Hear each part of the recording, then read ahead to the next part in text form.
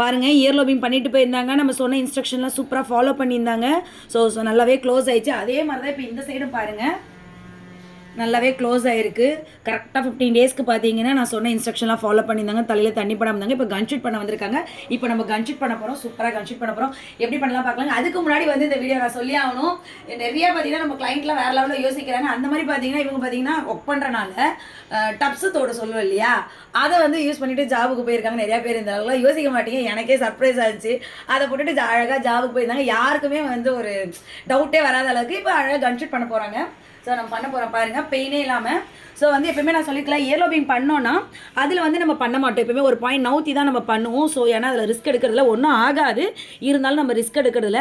So அவங்களுக்கு back சைடில் கொஞ்சம் இடம் இருந்தனால நம்ம அதில் தான் கன்ஷூட் பண்ணியிருக்கோம். ஸோ ஒரே செகண்டில் அடிச்சிட்டோம். இப்போ எப்படி அந்த சைட் பண்ணமோ அதே மாதிரி தான் இப்போ நம்ம இந்த சைடு கன்ஷூட் பண்ண போகிறோம். ஸோ ஜஸ்ட்டு ஒரு செகண்ட் தான், பெயினும் பெருசாக இருக்காது.